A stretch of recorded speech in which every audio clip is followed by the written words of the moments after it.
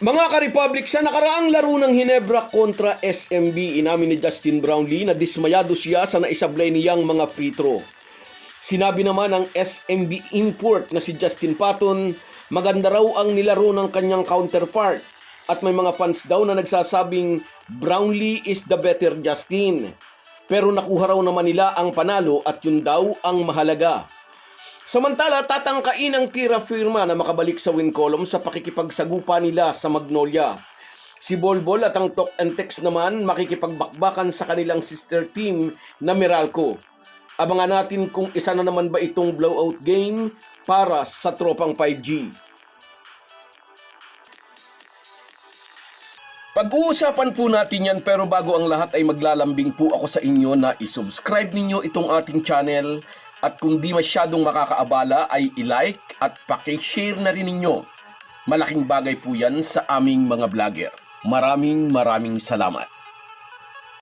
Mga ka-Republic, naging upbeat pa rin si Coach Tim Cone sa kabila ng pagkatalo ng Hinebra laban sa SMB sa kanilang huling laro. Itinuon ng Hinebra coach ang kanyang pansin sa mga positives na nakita niya sa laban. Una, nakita ni CTC na effective ang kanyang pinatatakbong defensive scheme. Patunay na nagawa nilang pahirapan sina Junmar Fajardo at Justin Patton na makapag-operate sa loob at nagawa nila ito kahit hindi naglaro si Japet Aguilar. Pagkatapos ng mahigit isang taong pagre-recover mula sa ACL injury, ipinapakita ngayon ni Isaac Go na it's worth the wait. Nag-struggle ng gusto si Junmar Fajardo laban sa depensa ni Isaac Go. Pangalawang positive na nakita ni CTC sa laban nila sa SMB, kahit 6'6 lang ang kanilang import, kaya ng kanilang team na makipagbanggaan sa mga kupunang may malalaking player at import. 7'1" si Justin Patton ng SMB, ngunit nakontrol ni Brownlee ang galaw nito sa ilalim. Inamin ni Justin Patton, Brownlee had a good game today, sabi niya sa mga reporter after ng kanilang sagupaan. Marami raw fans na nagsasabing Brownlee is the better Justin, but we got the W. Mabilis din niyang dugtong at iyon daw naman ang importante, yung makuha nila ang panalo. Sa totoo lang ay iyon naman talaga ang mahalaga, yung panalo. Maalalang nagpasabog din si Justin Brownlee ng 46 points laban sa NLEX, ngunit natalo din doon ang Gin Kings. Ikinalungkot ni JB ang kabuuang 3 free throw na naisablay niya laban sa SMB. 3 puntos ang naging lamang sa kanila ng Beermen mula sa right corner 3 ni Don Trollano. Para sa isang import na madalas binibitbit ang kanyang team tungo sa panalo, pakiramdam daw niya ay na-let down niya ang kanyang mga kakampi.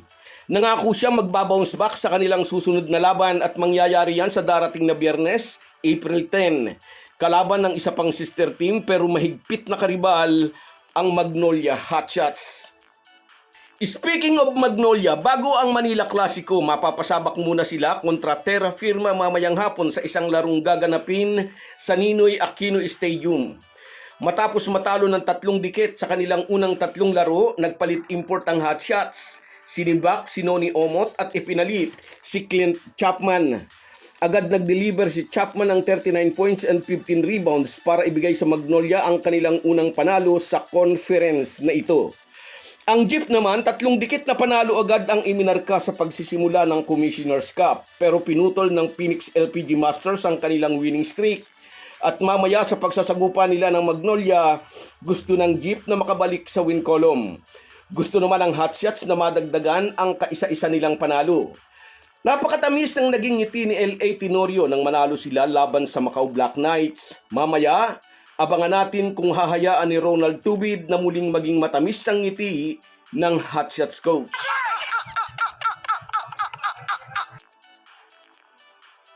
Kung matamis ng ngiti ang pag-uusapan, marami dyan ay Pacquiao na ni Chot Reyes.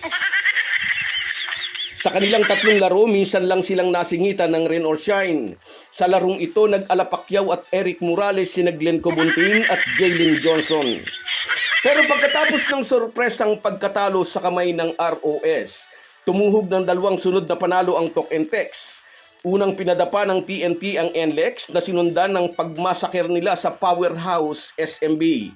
Ngunit hindi pa si Justin Patton noon ang import ng San Miguel. Sa main game mamaya, ang Meralco naman ang susubok sa tibay ng kupunan ni Chot Reyes na pinangungunahan ng 7'3" na si Bolbol na sa kanilang unang tatlong laro ay nag-a-average ng 37.3 PPG, 16.3 RPG, and 3 blocks every game. Tingnan natin kung anong strategy ang gagawin ni Luigi Trillo at Nenad Bocinic kung paano i-neutralize ang 7'3" na former NBA player. Isang malakas na team na ang TNT kahit sa All-Filipino, lalo na ngayon na mayroon silang higanting unicorn na nagdadala ng bola na parang isang guard. So guys, yan lang muna. Hanggang sa muli. Kung wala po kayong mga viewers namin ay walang magtatagumpay na vlogger. Kaya salamat po sa inyong panunood. Shoutout sa iyo, Ma'am Cecilia Gibara. Ingat ka lagi dyan sa Israel, ma'am. Sa iyo rin, shoutout, Jigs Carido. Okay lang yan, talo may ganun daw talaga. Hindi talaga mawawala yan. At sa iyo rin, shoutout, Norman Flores.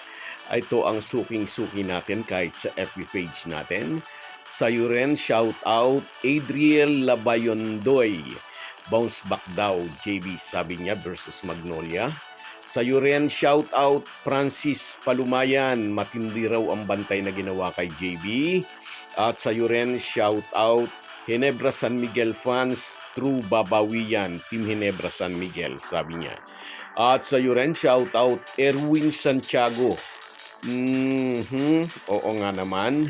At sa iyo rin, Remihia Tibay. Salamat sa inyong lahat. Kahit gaano po tayo kabisi ay huwag po nating kalimutan ang ating buhay espiritual. Lagi po tayong magpasalamat sa bawat araw na dagdag sa ating buhay. Malaki po ang maitutulong ng pananalangin araw-araw. Isang paalala po mula sa inyong Halo Halo Sports Republic.